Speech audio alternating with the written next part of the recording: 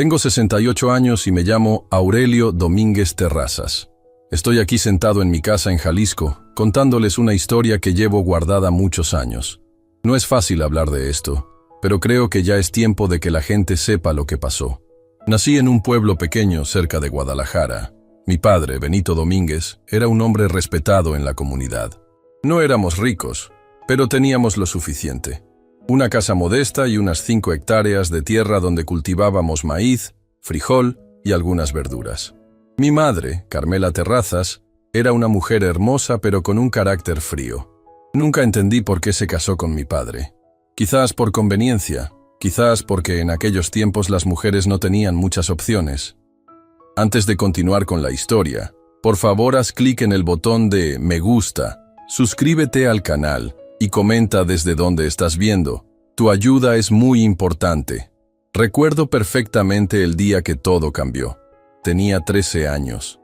Era un martes de abril cuando mi padre no se levantó para ir al campo. Llevaba semanas con una tos que le desgarraba el pecho, pero ese día la fiebre lo tumbó completamente. Aurelio, ve a buscar a doña Lupe para que le prepare un remedio a tu papá, me ordenó mi madre sin mucha preocupación en su voz.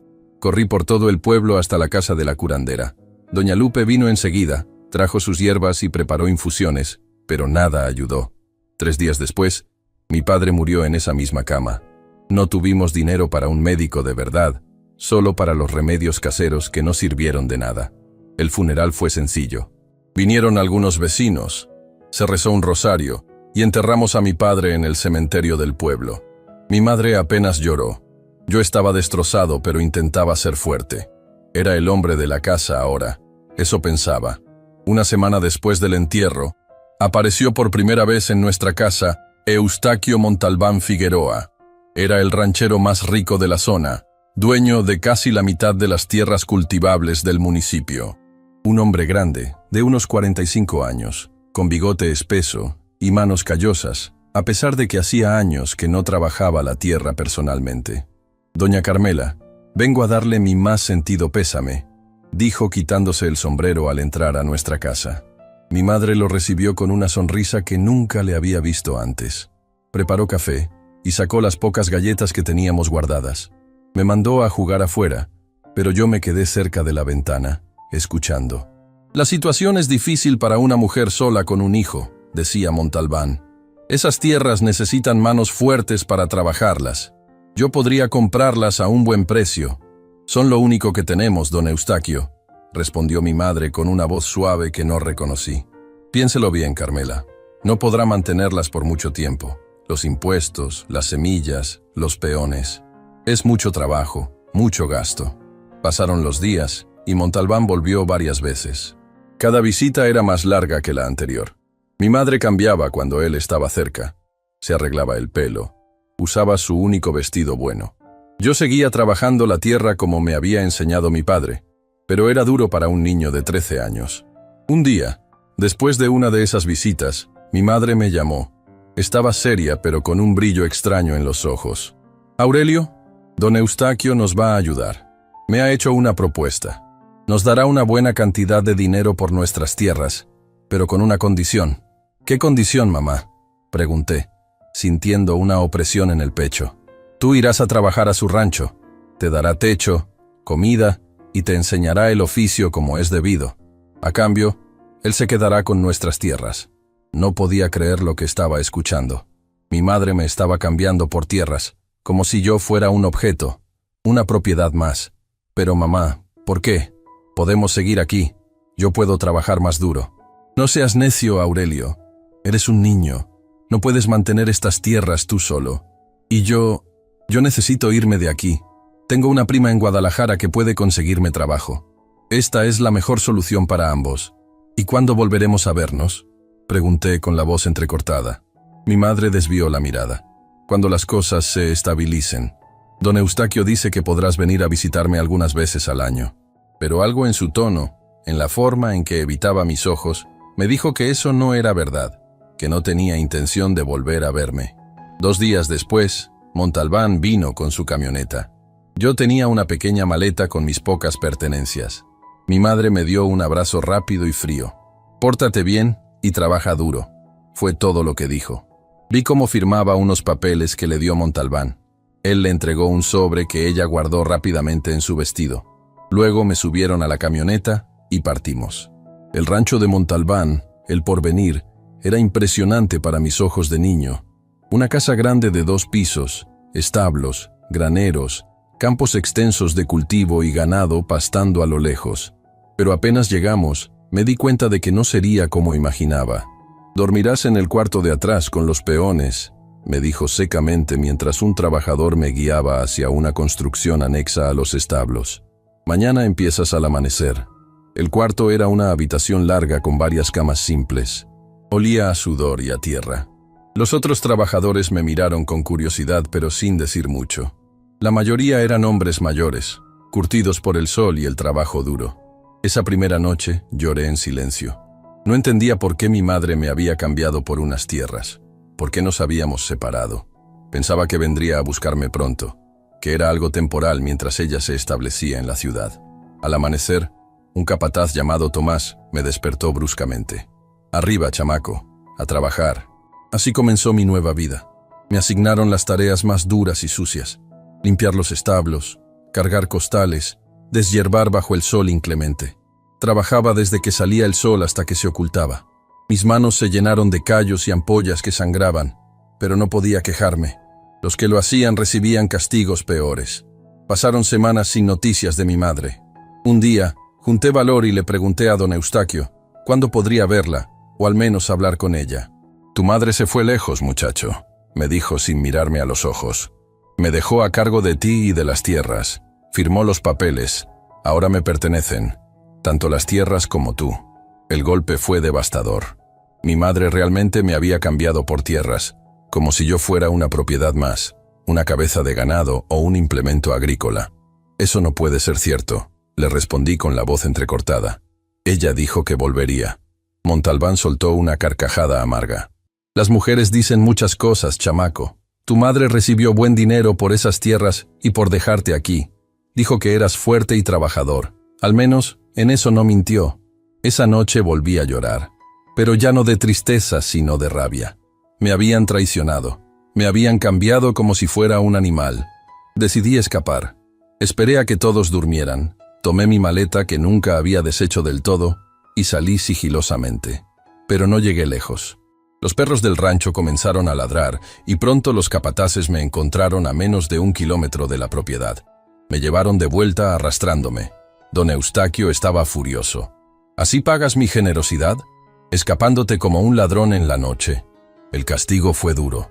Me ataron a un poste del establo y me dieron 10 latigazos con un fuete de cuero. Cada golpe me arrancaba un grito y me dejaba marcas que aún hoy, tantos años después, pueden verse en mi espalda como líneas más claras en mi piel curtida. «La próxima vez serán 20», me advirtió el capataz Tomás mientras me desataba. «Y si vuelves a intentarlo, quizás no vivas para contarlo». Aprendí la lección. No escaparía, al menos no todavía. Necesitaba un plan, necesitaba fuerzas y, sobre todo, necesitaba crecer. Trabajé duro. Me gané poco a poco la confianza de los capataces. Me asignaron tareas menos duras y más responsabilidades. A los pocos meses de estar ahí, conocí a Xiomara, la hija de don Eustaquio. Tenía mi edad, 13 años, pero vivía una realidad completamente distinta. Estudiaba en un colegio privado en la ciudad y solo venía al rancho los fines de semana y durante las vacaciones. La primera vez que la vi, estaba montando un caballo blanco por los campos. Parecía libre, feliz, todo lo contrario a lo que yo sentía. Un día, mientras yo regaba las plantas del jardín cerca de la casa principal, ella se acercó a mí. «Tú eres el nuevo, ¿verdad? ¿El que trajo mi papá?», me preguntó con genuina curiosidad. «Sí, señorita», respondí sin levantar la mirada. «¿Cómo te llamas?» «Aurelio, señorita». «Yo soy Xiomara». «No me digas, señorita. Me hace sentir vieja». Rió con una naturalidad que me desconcertó. Así empezó una extraña amistad. Cuando venía al rancho, Xiomara buscaba excusas para hablar conmigo. Me contaba sobre su escuela, sus amigas, los libros que leía. Yo la escuchaba fascinado. Era como una ventana a otro mundo que me estaba vedado. Don Eustaquio no veía con buenos ojos esta amistad, pero tampoco la prohibió abiertamente. Quizás pensaba que era algo inofensivo, que su hija pronto se aburriría de hablar con el peón mugroso. Una tarde, Xiomara me trajo un libro. «Toma, para que no te aburras tanto», me dijo entregándomelo a escondidas. Era un libro de aventuras, simple pero emocionante. Lo leí a la luz de las velas, escondido bajo las sábanas después de que todos se dormían. Fue mi escape, mi pequeña venganza contra la vida que me habían impuesto. El tiempo pasaba y yo crecía. A los 16 años ya era tan fuerte como cualquier hombre del rancho. Trabajaba el doble para demostrar mi valía, pero también porque quería cansarme tanto que no pudiera pensar en mi situación, en mi madre, en las tierras perdidas. Un día, escuché a don Eustaquio hablar con su hijo Joaquín, quien tenía unos 25 años, y era tan despiadado como su padre, pero sin su astucia para los negocios. «Esas tierras de los Domínguez son perfectas», decía don Eustaquio. «Lindan con el río y tienen los derechos de agua que necesitamos para la expansión. ¿Y el muchacho? ¿Qué haremos con él cuando crezca más y empiece a hacer preguntas?», preguntó Joaquín. «Para entonces ya no nos servirá. Lo mandaremos lejos o...». Bueno, los accidentes ocurren en los ranchos todo el tiempo. Sus palabras me helaron la sangre. No solo me habían quitado mi pasado, sino que también planeaban robarme mi futuro. Entendí que nunca sería libre mientras estuviera bajo el poder de los Montalbán. Pero también comprendí que necesitaba ser paciente, esperar el momento adecuado. Y así termina este primer capítulo de mi historia. Una historia de traición, de una madre que cambió a su hijo por tierras, de un hombre poderoso que me trató como propiedad, y de un niño que tuvo que crecer demasiado rápido en un mundo demasiado cruel. Pero les aseguro que esto es solo el comienzo, porque lo que vendría después cambiaría nuestras vidas para siempre. Después de lo que les conté, mi vida en el rancho El Porvenir continuó por varios años. No era fácil, pero me adapté como pudo hacerlo un muchacho de mi edad. Ya con 17 años, me había convertido en uno de los trabajadores más valorados por los capataces, aunque don Eustaquio siempre me miraba con recelo, como si supiera que yo guardaba rencor en mi corazón. Mi amistad con Xiomara siguió creciendo a pesar de las circunstancias. Ella venía al rancho cada vez con más frecuencia, y siempre encontraba la manera de conversar conmigo sin que pareciera sospechoso. Me traía libros a escondidas, me contaba sobre el mundo exterior, y a veces me llevaba comida de la casa grande cuando nadie miraba. «Mi padre no es un buen hombre, Aurelio», me dijo una tarde mientras yo arreglaba una cerca cerca del huerto. «Escucho cosas, comentarios que hace cuando cree que no estoy prestando atención». «¿Qué tipo de cosas?», le pregunté sin dejar de trabajar. Ya habíamos aprendido a hablar sin mirarnos directamente, para no levantar sospechas. «Habla de cómo te consiguió a ti y las tierras de tu familia. Se ríe de eso con sus amigos cuando beben tequila. Dice que tu madre no fue difícil de convencer para cambiarte por las tierras». Sus palabras me dolieron, pero no me sorprendieron. Ya sospechaba que mi madre había sido más que una simple víctima en todo esto. «¿Sabes algo de ella? ¿De mi madre?», le pregunté, intentando que mi voz no revelara mi ansiedad. Xiomara negó con la cabeza. «Solo escuché una vez que se fue a Monterrey con un comerciante, pero fue hace tiempo, cuando recién llegaste. La idea de que mi madre hubiera rehecho su vida tan fácilmente, olvidándose por completo de mí, me dejó un sabor amargo. Pero ya no era el niño que lloraba por las noches. Me había endurecido, me había prometido sobrevivir y algún día recuperar lo que era mío. A los 18 años, don Eustaquio me llamó a la casa grande por primera vez. Nunca antes había entrado allí, salvo para hacer algunas reparaciones en la cocina o el porche. Me recibió en su despacho, una habitación imponente con libreros de madera oscura y un escritorio tallado que debió costar más que todo lo que mi padre tuvo en su vida. «Siéntate, Aurelio», me ordenó señalando una silla frente a su escritorio. Me sorprendió que supiera mi nombre. Para él, yo siempre había sido muchacho o tú. Me senté, incómodo, con la gorra entre las manos. «Has crecido, ya eres un hombre», dijo mientras me examinaba. «Tomás dice que eres buen trabajador, que sabes más del campo que muchos que llevan aquí toda la vida». «Gracias, señor», respondí secamente. «Tengo una propuesta para ti. Las tierras que eran de tu padre, Bueno, ahora son mías, como sabes. Pero estoy pensando en expandir los cultivos hacia esa zona y necesito a alguien que conozca bien esos terrenos. ¿Quiere que trabaje en las tierras de mi familia?, pregunté, incapaz de ocultar mi sorpresa. Ya no son de tu familia, muchacho, me corrigió con dureza. Son mías, igual que tú. Tu madre te cambió por ellas, ¿recuerdas? Pero sí, quiero que las supervises. Te pagaré más que a los otros peones y tendrás tu propia cabaña allí. Es mejor que el cuarto que compartes ahora, ¿no crees? No supe qué responder.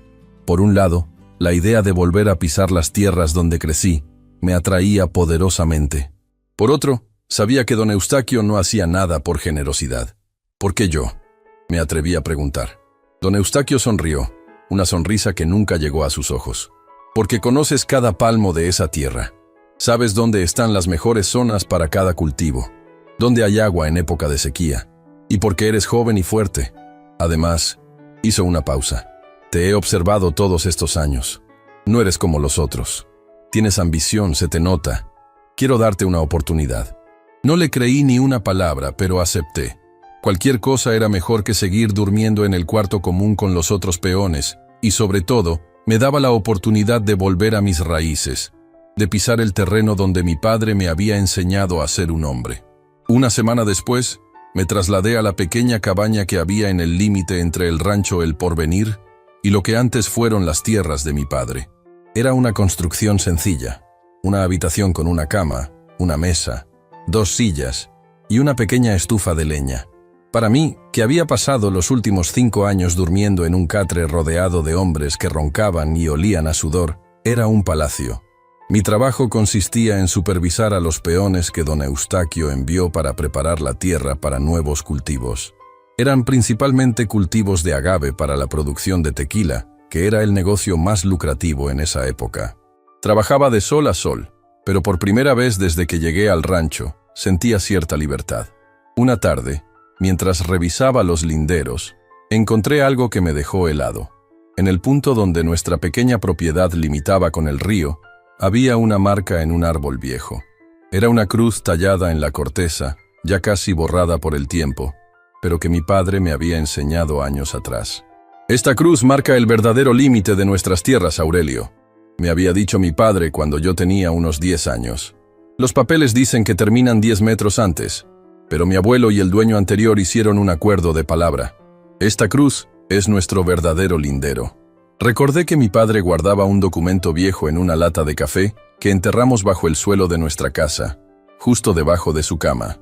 Un documento que probaba que teníamos derechos sobre esa franja de tierra junto al río, derechos de agua que eran invaluables en esa región semiárida. ¿Seguiría allí ese documento?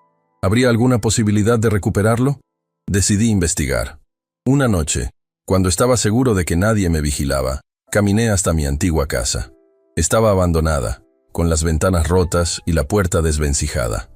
Entré con cuidado, alumbrándome con una lámpara de queroseno. Todo estaba como lo recordaba, pero cubierto de polvo y telarañas. Me dirigí directamente a lo que había sido la habitación de mis padres. El suelo de tierra apisonada seguía allí, y con un cuchillo comencé a cavar donde recordaba que estaba la lata.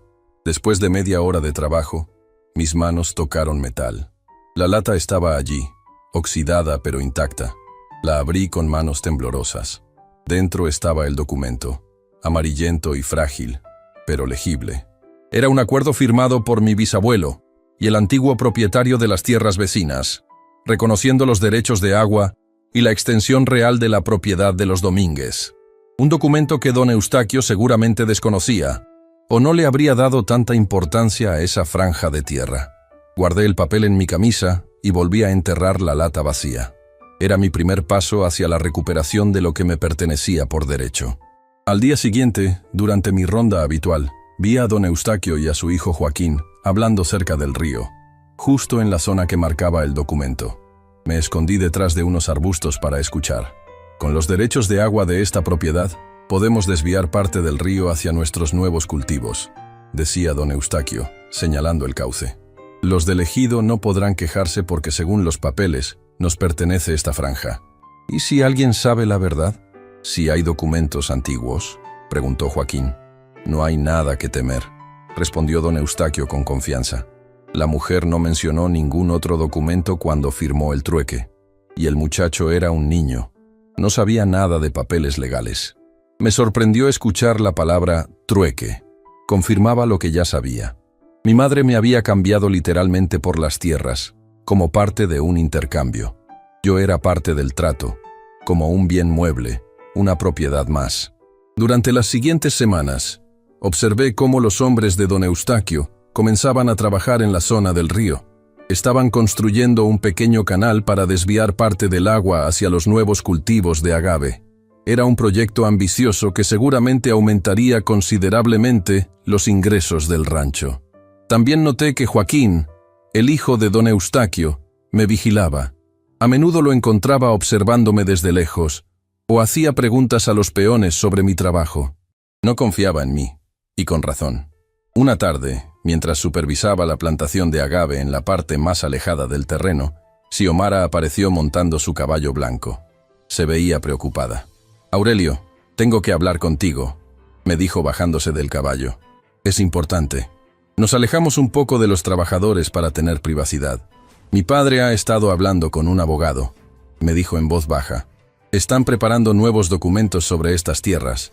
Escuché que quieren registrar oficialmente los derechos de agua. ¿Sabes cuándo lo harán? Pronto. El abogado vendrá al rancho este fin de semana para finalizar todo». Esta noticia me alarmó. Si don Eustaquio registraba oficialmente los derechos de agua con documentos falsificados, mi pequeña prueba podría no ser suficiente para recuperar lo que me pertenecía. «Hay algo más», continuó Xiomara. «Mi hermano Joaquín no confía en ti. Le ha dicho a mi padre que deberían despedirte, que es peligroso tenerte trabajando en estas tierras». «¿Y qué dijo tu padre?» «Que eres demasiado valioso por ahora, que conoces estas tierras mejor que nadie. Pero cuando terminen con el canal y los nuevos cultivos estén establecidos». No necesitó terminar la frase. Entendí perfectamente lo que significaba. Don Eustaquio no pensaba mantenerme cerca una vez que ya no me necesitara. Quizás incluso tenía planes peores. «Gracias por advertirme, Xiomara», le dije, apretando suavemente su mano. En los últimos años, nuestra amistad había crecido, transformándose en algo más profundo que no nos atrevíamos a nombrar. «Ten cuidado, Aurelio. Mi padre es un hombre peligroso cuando siente que sus intereses están amenazados». Esa noche, en mi cabaña, tomé una decisión. No podía enfrentar directamente a don Eustaquio. Era demasiado poderoso en la región. Necesitaba ayuda, alguien con autoridad suficiente para desafiar al ranchero. Recordé a Santiago Orozco, un policía del pueblo que había sido amigo de mi padre. Un hombre honesto en un lugar donde la honestidad era escasa. No lo había visto en años, pero sabía que seguía trabajando en la comisaría local. Al día siguiente, pedí permiso para ir al pueblo a comprar algunas herramientas. El capataz me lo concedió sin sospechar nada. En el pueblo, me dirigí directamente a la comisaría. Santiago Orozco estaba allí, mucho más viejo de lo que recordaba, pero con la misma mirada seria y justa. «Aurelio, ¿eres el hijo de Benito?», me preguntó sorprendido cuando me vio entrar. «Sí, señor. He venido a hablar con usted sobre algo importante». Le conté mi historia, desde cómo mi madre me había cambiado por tierras a don Eustaquio, hasta el documento que había encontrado. Santiago me escuchó atentamente, su rostro endureciéndose a medida que avanzaba mi relato. «Don Eustaquio Montalbán tiene mucha influencia en este pueblo, Aurelio», me dijo cuando terminé. «Ha comprado a jueces, a funcionarios. No será fácil enfrentarlo». «Lo sé, pero tengo el documento original. Y usted conocía a mi padre. Sabe que era un hombre honesto». Santiago asintió lentamente. «Tu padre era mi amigo, uno de los pocos hombres verdaderamente buenos que he conocido. Te ayudaré, pero necesitaremos más pruebas. Algo que demuestre que Montalbán obtuvo esas tierras de manera fraudulenta y que el trueque incluyó a un menor de edad, lo cual es ilegal». «¿Cómo qué?» «Como una confesión. O algún documento que muestre que falsificó papeles o que te incluyó explícitamente en el trueque. Algo concreto que pueda presentar ante un juez que no esté en su nómina». Salí de la comisaría con una mezcla de esperanza y miedo. Tenía un aliado, pero también un desafío enorme por delante. Conseguir pruebas contra don Eustaquio sería extremadamente peligroso. De regreso en el rancho, seguí con mi rutina normal para no levantar sospechas. Pero observaba, escuchaba. Buscaba cualquier oportunidad de encontrar esas pruebas que necesitaba. Una noche, mientras cenaba en mi cabaña, escuché el ruido de un caballo acercándose. Me asomé con cautela y vi a Joaquín desmontando frente a mi puerta. Venía solo, lo cual era inusual. Normalmente siempre iba acompañado de algún capataz o trabajador de confianza. «Aurelio, abre la puerta. Tenemos que hablar», gritó golpeando con fuerza. Abrí, intentando mantener mi expresión neutral a pesar de la alarma que sentía. «Buenas noches, don Joaquín. ¿En qué puedo servirle?», pregunté con falsa humildad. Joaquín entró sin esperar invitación. Tenía los ojos enrojecidos y olía a tequila. Estaba ebrio, lo cual lo hacía más peligroso aún. «¿Sabes por qué estoy aquí, verdad?», me dijo, acercándose amenazadoramente. «He visto cómo miras estas tierras como si todavía fueran tuyas, y he visto cómo miras a mi hermana». «No sé de qué habla, señor», respondí, manteniendo la calma. «No te hagas el inocente. Sé que fuiste al pueblo hoy, y no solo a comprar herramientas. Te vieron hablando con ese policía Orozco. Mi corazón se aceleró. Había sido descuidado. No pensé que me estarían vigilando tan de cerca. Solo saludé a un viejo conocido, señor. Nada más». Joaquín se rió, una risa fría y calculadora a pesar de su estado de ebriedad. «Mi padre piensa que eres útil, que conoces estas tierras mejor que nadie, pero yo sé que eres una amenaza, y las amenazas en mi rancho se eliminan. Este no es su rancho aún, don Joaquín. Es de su padre. Fue un error». Vi la ira encenderse en sus ojos antes de que su puño se estrellara contra mi cara. Caí hacia atrás, sintiendo el sabor metálico de la sangre en mi boca. «Cuida tus palabras, peón», escupió Joaquín, «porque un día, muy pronto, este rancho será mío, y ese día tú no estarás aquí para verlo». Se dio la vuelta y salió, cerrando la puerta de un golpe tan fuerte que toda la cabaña tembló. Me quedé allí, en el suelo, limpiando la sangre de mi labio partido. La amenaza de Joaquín era clara, y sabía que no eran palabras vacías. Mi tiempo se estaba agotando. Necesitaba actuar rápido. Y así termina este segundo capítulo de mi historia. Las amenazas se volvían más directas, los peligros más evidentes, pero también había encontrado esperanza. Un documento que podría ser mi salvación y un aliado que estaba dispuesto a ayudarme. Lo que no sabía entonces era que los acontecimientos se precipitarían de una manera que jamás hubiera podido imaginar, cambiando para siempre el destino de todos nosotros. Después de la amenaza de Joaquín, pasé una noche intranquila, planeando mis próximos movimientos. Sabía que debía ser extremadamente cuidadoso. Un paso en falso y podría perderlo todo, incluso mi vida. A la mañana siguiente, mientras trabajaba en los nuevos cultivos de agave, vi a don Eustaquio llegar con un hombre de traje. Por su aspecto y la forma en que don Eustaquio lo trataba, supuse que era el abogado del que me había hablado Xiomara. Se dirigieron hacia la zona del río, donde estaban construyendo el canal de desviación. Durante todo el día fingí trabajar normalmente, pero no perdía de vista a los dos hombres. Tomaban medidas, consultaban papeles, señalaban diferentes puntos del terreno. Estaban preparando todo para registrar oficialmente los derechos de agua. Al atardecer, cuando el abogado y don Eustaquio regresaron a la casa grande, decidí seguirlos discretamente. Necesitaba escuchar su conversación. Quizás obtener alguna información que pudiera usar a mi favor. Me acerqué a la casa principal por la parte trasera, evitando a los trabajadores que aún estaban en los campos. Me escabullí hasta una ventana del despacho de don Eustaquio que daba al jardín lateral, parcialmente oculta por unos arbustos. La ventana estaba entreabierta, lo suficiente para escuchar la conversación. «Los papeles parecen estar en orden, don Eustaquio», decía el abogado. «Pero me preocupa ese espacio en blanco en la fecha de la firma. Parece que alguien lo rellenó después». «No es nada importante, licenciado Morales», respondió don Eustaquio con tono despreocupado. «La mujer firmó voluntariamente, solo que cuando preparamos el documento no estábamos seguros de qué día se cerraría el trato». «Entiendo», dijo el abogado, aunque su tono sugería cierta duda. «También noto que no hay testigos en la firma. En transacciones de tierras, siempre es recomendable tener testigos».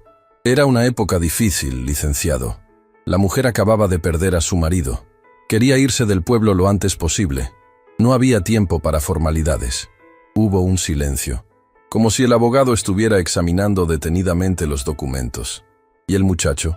¿El hijo? Preguntó finalmente. Según estos papeles, ella también lo incluyó en el intercambio. Esto es muy inusual y legalmente cuestionable.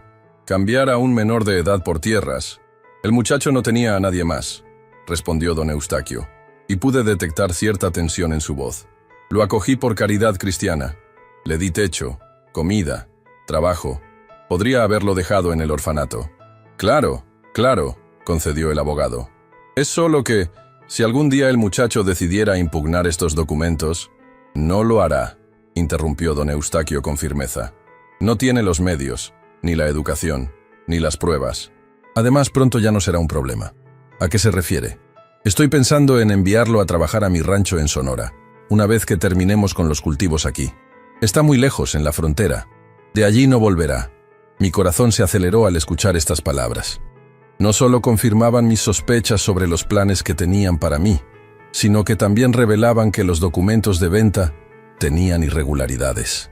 Y lo más importante, había una mención explícita en los papeles de que yo había sido parte del intercambio, cambiado por las tierras. Eso podría ser la prueba que Santiago necesitaba. Estaba tan concentrado escuchando que no noté a alguien acercándose por detrás hasta que sentí una mano en mi hombro. Me giré sobresaltado, preparado para luchar, pero me encontré con los ojos asustados de Xiomara. Me llevó un dedo a los labios, indicándome silencio, y me hizo señas para que la siguiera. Nos alejamos silenciosamente de la casa, hacia un pequeño cobertizo de herramientas. «¿Qué haces espiando el despacho de mi padre?», me preguntó una vez que estuvimos seguros. «Si te descubren, te matarán, Aurelio». «Necesitaba saber qué están planeando», respondí. «Y tenías razón.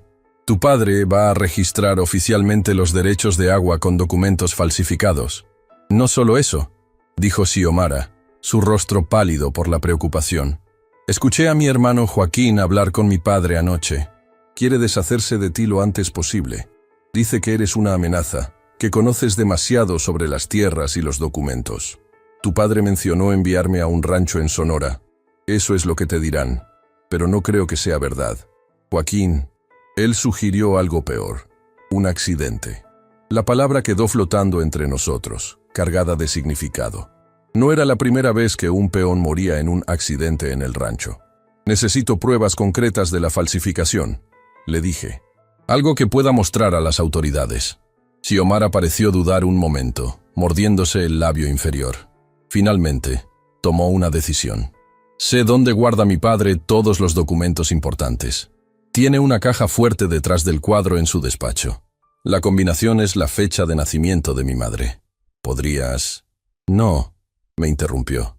«Es demasiado peligroso que yo los tome. Mi padre sospecharía de mí inmediatamente, pero puedo distraerlo mañana por la tarde. Tiene una reunión con el licenciado Morales y otros hombres en el pueblo. Si le pido que me lleve para hacer compras, tendrás unas horas para entrar al despacho». Era arriesgado, extremadamente arriesgado, pero también era mi mejor oportunidad. «¿Cuál es la fecha de nacimiento de tu madre?», le pregunté. 7 de marzo de 1915. La combinación es 070315. Asentí, memorizando los números. «Xiomara, ¿por qué me ayudas? Tu padre podría desheredarte si se entera». Ella me miró con una intensidad que me dejó sin aliento. «Porque lo que te hicieron es injusto. Nadie debería ser cambiado por tierras como si fuera un objeto. ¿Y por qué?». Se detuvo como buscando las palabras correctas. «Porque me importas, Aurelio, más de lo que debería». Quise decir algo, pero ella se alejó rápidamente, volviendo hacia la casa principal antes de que su ausencia fuera notada. Regresé a mi cabaña con la mente llena de pensamientos contradictorios. Por un lado, tenía una oportunidad de conseguir pruebas contra don Eustaquio. Por otro, estaría poniendo en peligro a Xiomara, la única persona que me había mostrado verdadera bondad en ese lugar. La noche fue larga, pero finalmente llegó la mañana. Trabajé como siempre, intentando no mostrar ningún cambio en mi comportamiento. A media mañana, vi a don Eustaquio salir con Xiomara en su automóvil, dirigiéndose al pueblo. La primera parte del plan estaba en marcha. Esperé una hora para asegurarme de que no regresarían por algo olvidado. Luego, con el pretexto de buscar una herramienta, me acerqué a la casa principal. La mayoría de los trabajadores estaban en los campos, y los pocos que quedaban cerca de la casa estaban ocupados con sus tareas. Entré por una puerta lateral que Xiomara había dejado sin seguro. El corazón me latía tan fuerte que temía que alguien pudiera escucharlo. Me deslicé por los pasillos hasta llegar al despacho de don Eustaquio. La habitación estaba exactamente como la había visto a través de la ventana. El escritorio imponente, los libreros de madera oscura y el cuadro que mencionó Xiomara. Un retrato al óleo de don Eustaquio en su juventud. Lo descolgué con cuidado y, efectivamente, detrás había una caja fuerte empotrada en la pared. Giré la perilla siguiendo la combinación. 070315. Sentí un clic y la puerta de la caja se abrió. Dentro había varios documentos, fajos de billetes y algunas joyas. Busqué rápidamente entre los papeles hasta encontrar los que tenían el nombre de mi padre. Transferencia de propiedad, Benito Domínguez. Los examiné apresuradamente. Tal como había escuchado, la fecha de la firma tenía un espacio rellenado con una caligrafía diferente y no había firmas de testigos. Pero lo más importante era un párrafo específico que decía: como parte adicional del presente acuerdo, la señora Carmela Terrazas cede la custodia y los servicios de su hijo menor, Aurelio Domínguez Terrazas, al señor Eustaquio Montalbán, quien se compromete a proporcionarle alojamiento y manutención a cambio de trabajo en el rancho El Porvenir. Era la prueba. Estaba escrito en negro sobre blanco que mi madre me había cambiado literalmente por las tierras, que yo había sido parte del trato comercial. También encontré otro documento, un acuerdo con una empresa minera para la explotación de recursos en las tierras que incluían tanto El Porvenir como la antigua propiedad de mi familia. Las fechas indicaban que el acuerdo se había firmado incluso antes de la muerte de mi padre. Don Eustaquio ya tenía planes para nuestras tierras desde antes. Saqué mi pañuelo y envolví cuidadosamente los documentos. No podía llevarme los originales. Su ausencia sería notada inmediatamente. Pero había traído conmigo un lápiz y un papel. Copié rápidamente las partes más importantes, incluyendo el párrafo que me mencionaba como parte del intercambio, las firmas falsificadas y las fechas contradictorias. Estaba tan concentrado en mi tarea que no escuché los pasos que se acercaban. Cuando la puerta del despacho se abrió, ya era demasiado tarde para esconderme. Para mi sorpresa, no era don Eustaquio ni ninguno de los capataces.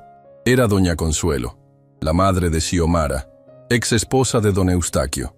Hacía años que vivía separada de él, en una casa en el pueblo, y rara vez venía al rancho. «¿Qué haces aquí, muchacho?», me preguntó con voz severa pero no alarmada. No tenía sentido mentir. Estaba atrapado con los documentos en la mano y la caja fuerte abierta. «Busco pruebas, doña Consuelo», respondí con honestidad. Don Eustaquio robó las tierras de mi familia con documentos falsificados. Y mi madre, ella me cambió a mí por esas tierras. Esperaba que llamara a los guardias, que gritara «ladrón». En cambio, cerró la puerta detrás de ella y se acercó. «Muéstrame», ordenó. Le mostré los documentos, señalando las irregularidades, la firma falsificada, las fechas contradictorias y especialmente el párrafo que me mencionaba como parte del trato. Doña Consuelo los examinó con atención. «No me sorprende», dijo finalmente. «Eustaquio nunca ha sido un hombre honesto. Me engañó a mí, engañó a socios, a amigos. ¿Por qué no iba a engañar a una viuda desesperada y a su hijo? Y lo de cambiarte por tierras, eso es un nivel nuevo de crueldad, incluso para él». «¿Me ayudará?», pregunté, sorprendido por su reacción. «No he venido aquí para ayudarte, muchacho. Vine a buscar mis propios documentos. Eustaquio me debe dinero, mucho dinero, de nuestra separación. Pero…» hizo una pausa, considerando algo.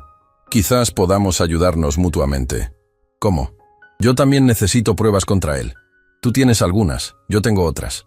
Juntas podrían ser suficientes para que un juez actúe, incluso contra alguien tan poderoso como Eustaquio». Era una alianza inesperada, pero muy bienvenida. Doña Consuelo conocía mejor que nadie los negocios turbios de don Eustaquio, y tenía recursos e influencias propias. «Termina de copiar lo que necesitas», me dijo. «Yo vigilaré la puerta. Luego pondré todo como estaba y buscaré mis propios documentos más tarde». Trabajé rápidamente, copiando todos los detalles relevantes. Cuando terminé, volví a colocar los documentos en la caja fuerte exactamente como los había encontrado. «Gracias, doña Consuelo», le dije mientras cerraba la caja. No me agradezcas aún, muchacho. Esto apenas comienza. Ahora vete, antes de que alguien te vea. Salí del despacho con mis copias escondidas en la camisa. El corazón aún me latía con fuerza, pero ahora era por la esperanza más que por el miedo. Tenía las pruebas que necesitaba. Esa noche, en mi cabaña, examiné cuidadosamente las copias que había hecho. Eran suficientes para demostrar el fraude, pero necesitaba un plan para usarlas de manera efectiva. Don Eustaquio no se rendiría sin luchar, y tenía demasiadas influencias locales. Decidí que era momento de volver a hablar con Santiago Orozco, el policía amigo de mi padre. Pero tendría que ser cauteloso. Después de la visita de Joaquín, sabía que me estaban vigilando. Al día siguiente, mientras trabajaba cerca del límite de la propiedad, vi a Xiomara acercarse a caballo. Parecía agitada. «Aurelio», me llamó en voz baja cuando se acercó. «¿Conseguiste lo que buscabas?» «Sí», respondí. «Gracias a ti y... bueno, tuve un encuentro inesperado con tu madre». Los ojos de Xiomara se abrieron con sorpresa. «¿Mi madre? ¿Estuvo en el rancho?» «Sí, me encontró en el despacho, pero no me delató. Al contrario, me ayudó». «Eso sí que es una sorpresa», dijo Xiomara. «Mi madre y mi padre, su separación no fue amistosa, pero no pensé que ella te ayudaría. Parece que tiene sus propias cuentas pendientes con don Eustaquio». «Eso no me sorprende», respondió Xiomara con amargura. «Pero tengo que advertirte, Aurelio. Mi hermano Joaquín está cada vez más sospechoso. Ha ordenado a uno de los capataces que te vigile constantemente.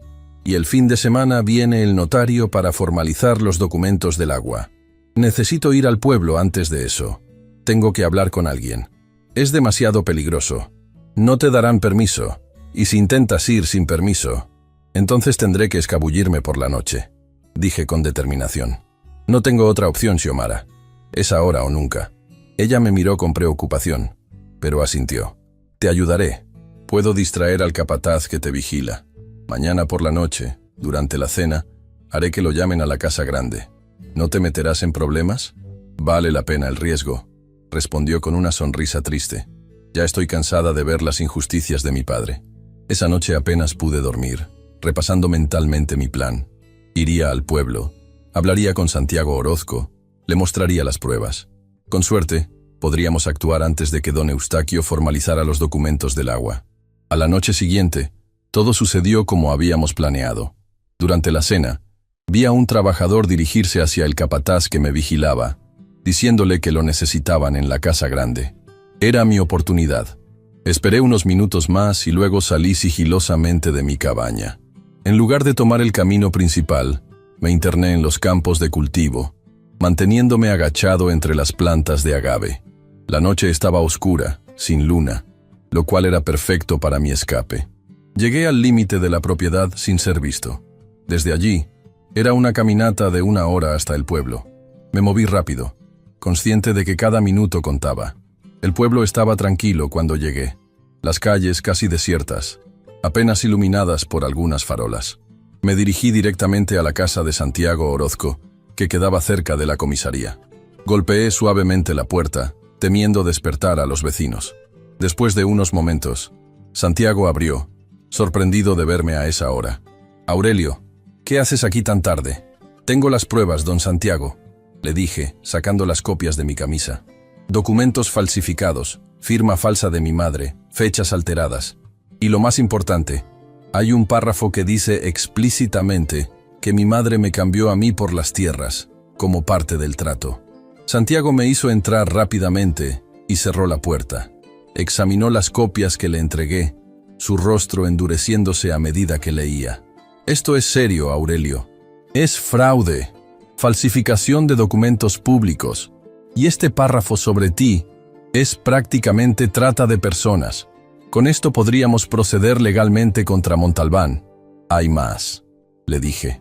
«Doña Consuelo, la exesposa de don Eustaquio, también tiene pruebas contra él.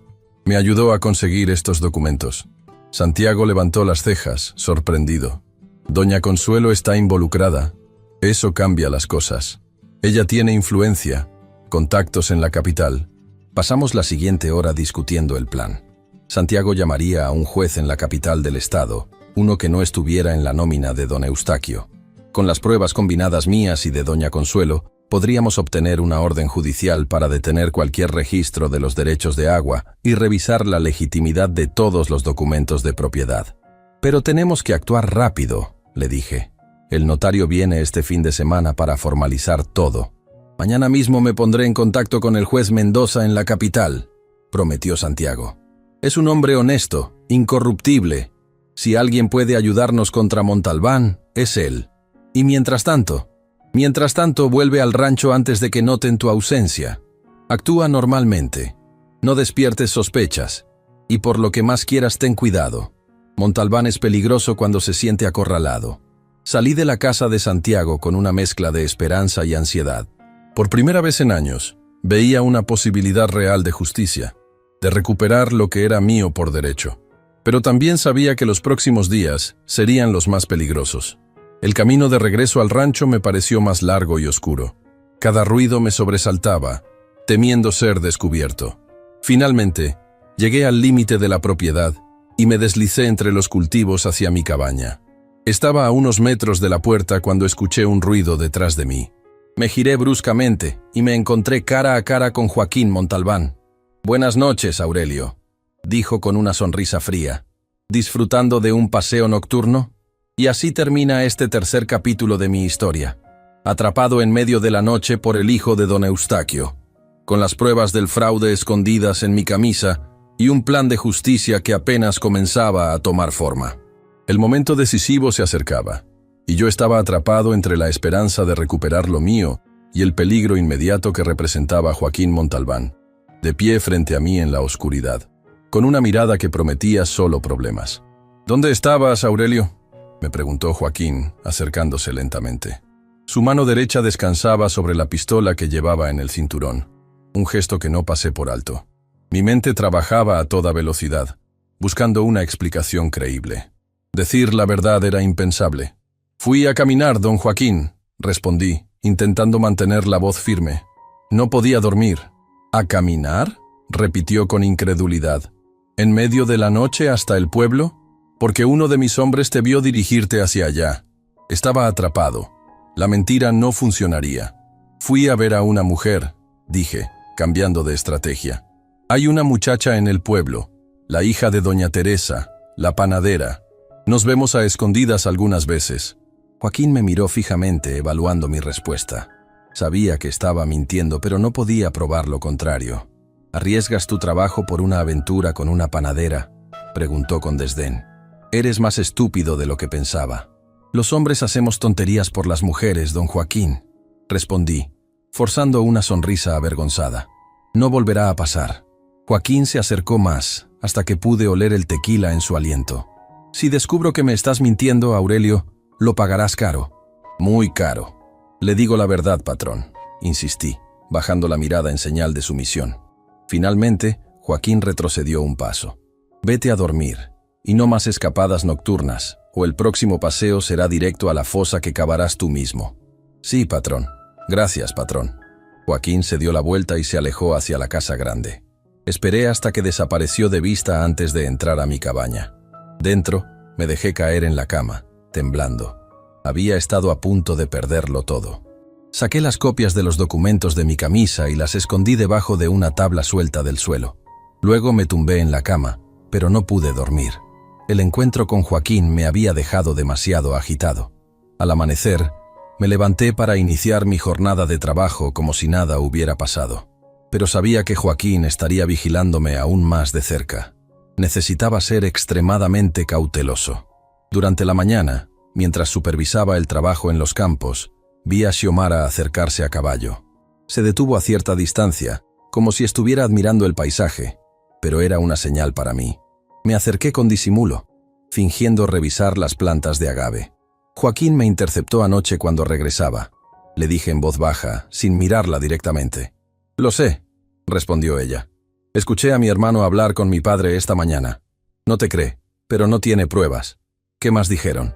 «El notario viene mañana, no el fin de semana como pensábamos. Van a acelerar todo el proceso. Mi padre está nervioso por algo. Quiere tener los documentos firmados cuanto antes». Esta noticia me alarmó. Santiago necesitaba más tiempo para contactar al juez y obtener la orden judicial. Necesito avisarle a Santiago, le dije. Pero no puedo ir al pueblo. Joaquín me estará vigilando. Yo iré, ofreció Xiomara. Puedo decir que voy de compras. Nadie sospechará de mí. Es peligroso involucrarte más, Xiomara. Ya estoy involucrada, Aurelio, respondió con determinación. ¿Dónde encuentro a Santiago? ¿En la comisaría o en su casa, junto a la iglesia? Dile que el notario viene mañana, que necesitamos la orden judicial hoy mismo. Xiomara asintió y se alejó al galope. La observé marcharse con una mezcla de gratitud y preocupación. Se estaba arriesgando demasiado por ayudarme. El día transcurrió lentamente. Trabajé con normalidad, pero cada vez que veía a Joaquín o a alguno de sus hombres acercarse, sentía que el corazón se me aceleraba. Esperaba noticias de Xiomara, alguna señal de que había contactado a Santiago. Al atardecer, cuando regresaba a mi cabaña, uno de los jóvenes peones se acercó a mí discretamente. «Don Aurelio», me dijo en voz baja. «La señorita Xiomara me pidió que le dijera que el pájaro ya voló. No sé qué significa, pero dijo que usted entendería. Era una señal. Santiago había recibido el mensaje y estaba actuando. El pájaro era la orden judicial, que ya estaba en camino desde la capital». «Gracias, muchacho», le respondí, dándole una moneda. «No se lo menciones a nadie». Esa noche, mientras cenaba en mi cabaña, escuché un alboroto en la dirección de la casa grande. Voces elevadas, pasos apresurados. Algo estaba sucediendo. Me asomé con cautela. Vi luces encendidas en todas las habitaciones de la casa principal y varios hombres a caballo en el patio. Entre ellos, reconocí a Santiago Orozco, vestido con su uniforme de policía.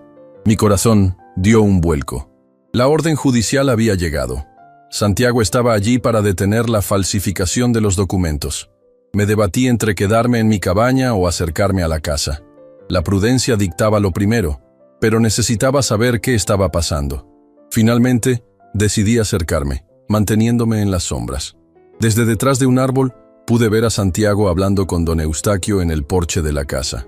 El ranchero gesticulaba furioso, mientras Santiago mantenía la calma, mostrándole un papel que solo podía ser la orden judicial. «Esto es un ultraje», gritaba don Eustaquio. «Esas tierras son mías. Tengo los documentos». «Documentos que han sido cuestionados, don Eustaquio», respondió Santiago con firmeza. «El juez Mendoza ha ordenado la suspensión de cualquier transacción relacionada con esas propiedades hasta que se investigue a fondo». «¿Y quién se ha atrevido a cuestionarlos? ¿El muchacho? Es la palabra de un don nadie contra la mía». «No solo él, don Eustaquio. Hay otras personas involucradas. Y hay pruebas documentales de irregularidades, incluyendo el hecho de que usted incluyó a un menor de edad como parte del trato, algo que es completamente ilegal».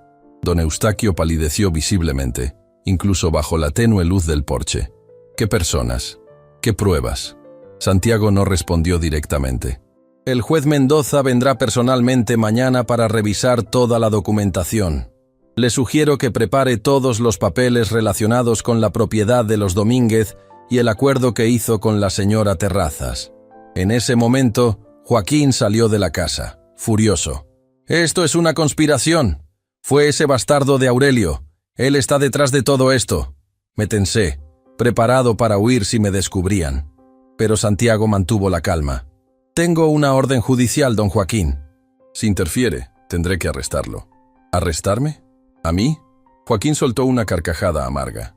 «Mi padre tiene más influencia en este estado que ese juez Mendoza. Para mañana, esa orden no valdrá nada». «Eso lo veremos», respondió Santiago. «Mientras tanto, he dejado 2 oficiales en la entrada de la propiedad. Nadie puede entrar o salir sin mi autorización, y vendrán más refuerzos por la mañana». Don Eustaquio, que había estado inusualmente silencioso, finalmente habló.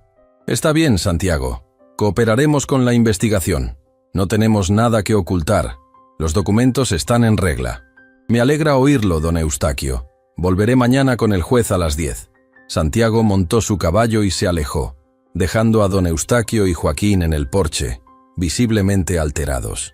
Me escabullí de vuelta a mi cabaña, con el corazón latiendo a toda velocidad.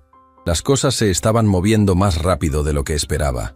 La justicia que había soñado durante años finalmente parecía posible. pero también sabía que las próximas horas serían críticas. Don Eustaquio no se rendiría sin luchar.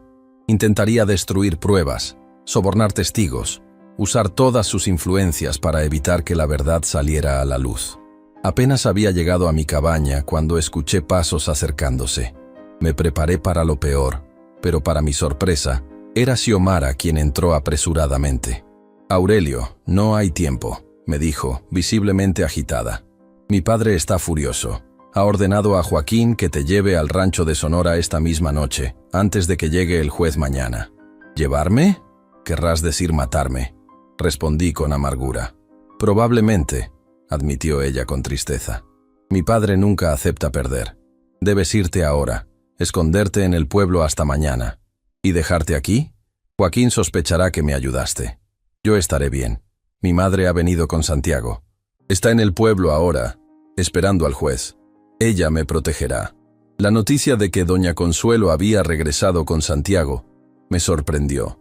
Al parecer, la alianza entre todos los que tenían cuentas pendientes con don Eustaquio estaba dando frutos. «Ven conmigo», le pedí. «No confío en tu padre ni en Joaquín». Xiomara negó con la cabeza. «No puedo. Si desaparecemos los dos juntos, será peor. Además, puedo ser más útil aquí, vigilando sus movimientos». Antes de que pudiera protestar, escuchamos voces fuera. Joaquín y varios hombres se acercaban a la cabaña. «Rápido, por la ventana trasera», susurró Xiomara. Sin tiempo para más discusiones, tomé los documentos escondidos bajo la tabla del suelo y salí por la pequeña ventana posterior. Xiomara me dio un último apretón en la mano antes de empujarme hacia la oscuridad. Me deslicé entre las sombras, alejándome de la cabaña justo cuando Joaquín y sus hombres entraban por la puerta principal. Escuché sus gritos de frustración al descubrir que no estaba allí. «Búsquenlo», ordenó Joaquín. «No puede haber ido lejos». Me moví rápidamente entre los cultivos de agave, aprovechando la oscuridad y mi conocimiento del terreno. Sabía que debía dirigirme al pueblo, donde Santiago había dejado oficiales en la entrada de la propiedad, pero al llegar cerca del límite, vi que Joaquín había sido astuto. Había enviado hombres para bloquear el camino principal. No podría pasar por allí sin ser visto. Decidí entonces tomar un desvío, atravesando el río por un punto donde sabía que era menos profundo. Era un camino más largo y peligroso, pero mi única opción. El agua estaba fría y la corriente más fuerte de lo que recordaba. Avancé con dificultad, sintiendo cómo mis pies se hundían en el lodo del fondo. A mitad de camino, escuché voces y ladridos de perros. Joaquín había soltado a los perros de caza para rastrearme. Me sumergí hasta el cuello, intentando que mi olor no llegara a los animales. Contuve la respiración mientras pasaban por la orilla, guiados por hombres con linternas. Cuando se alejaron, continué mi travesía hasta la orilla opuesta, empapado y temblando, pero seguro por el momento. Seguí avanzando por un sendero poco transitado que conocía desde mi infancia. Era el mismo camino que mi padre y yo usábamos para ir a pescar al río.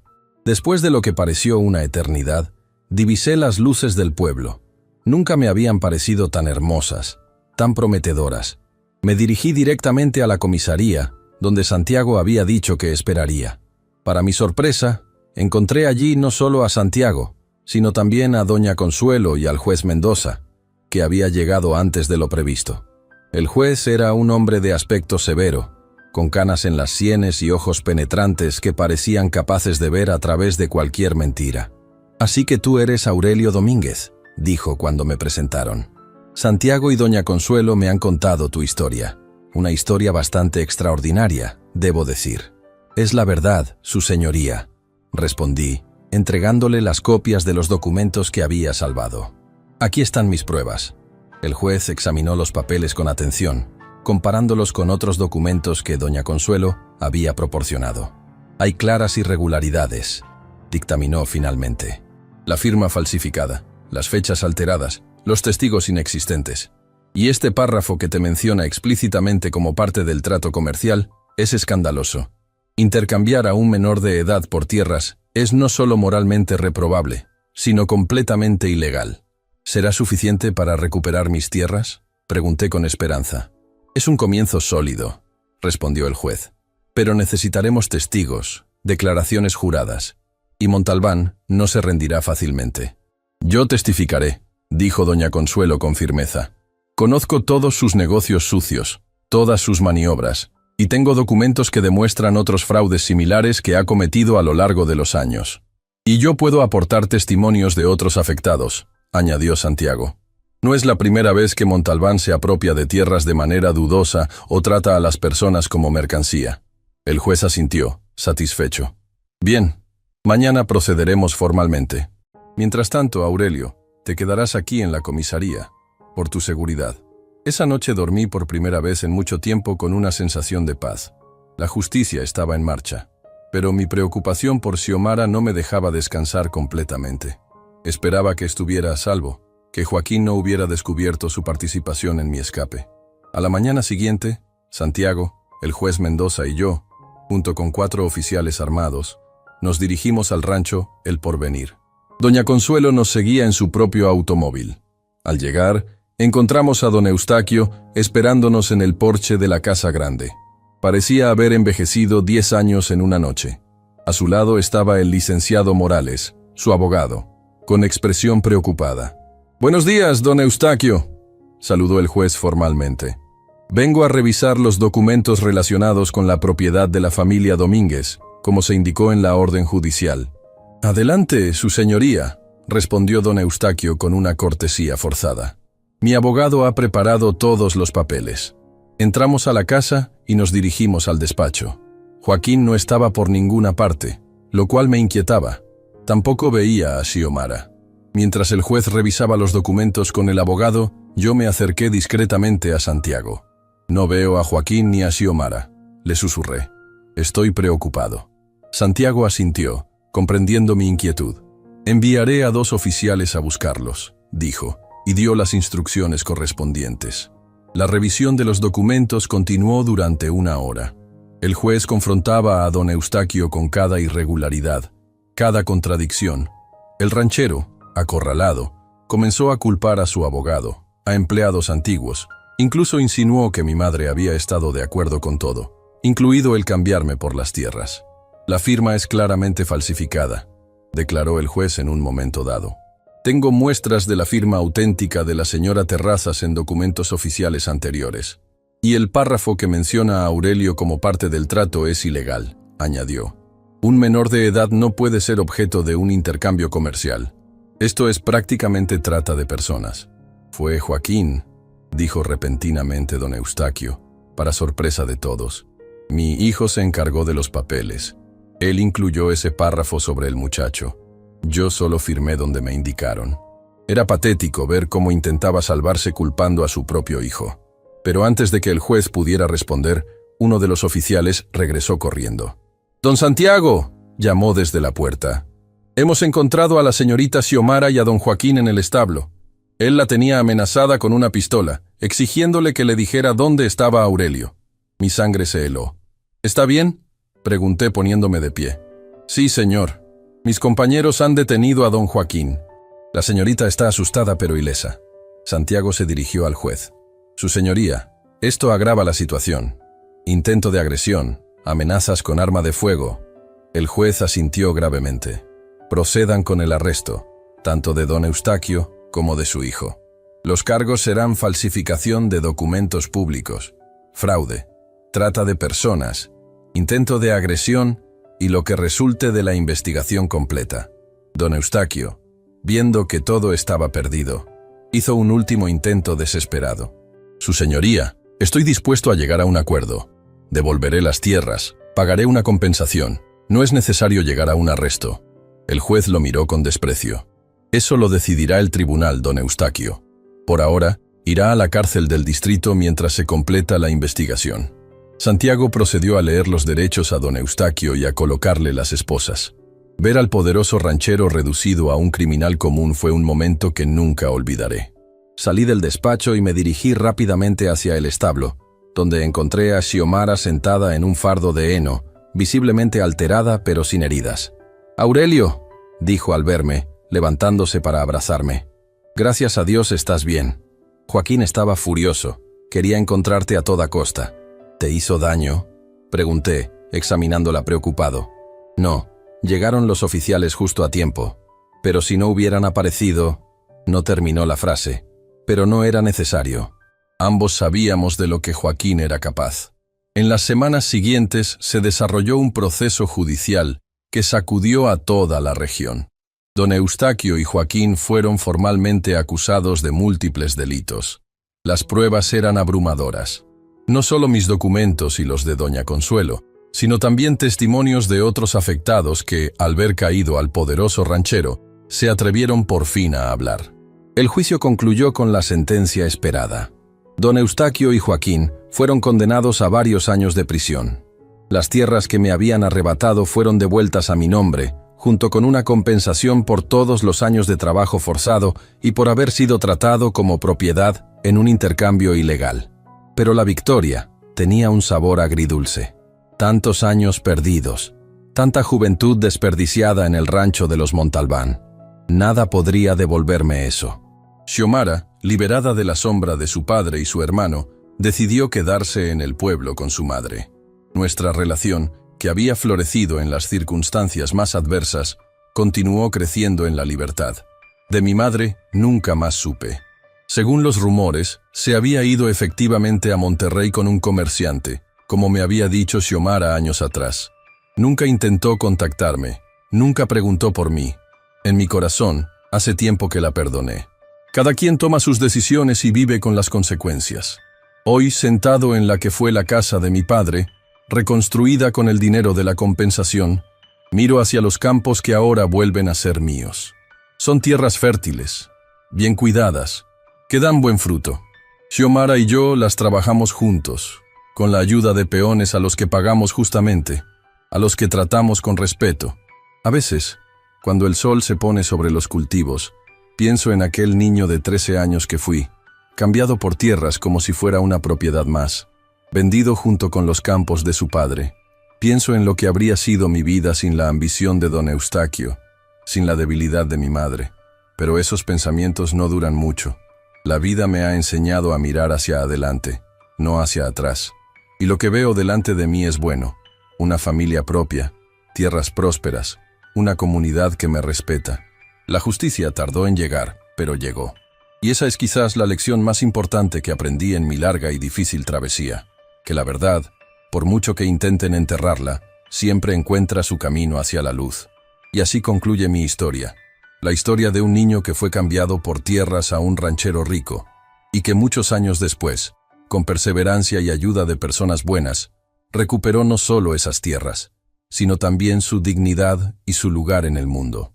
Si mi historia de cómo recuperé mi dignidad después de ser cambiado por tierras te conmovió, dale me gusta, suscríbete y comparte para que más personas conozcan que la justicia, aunque tarde, siempre llega.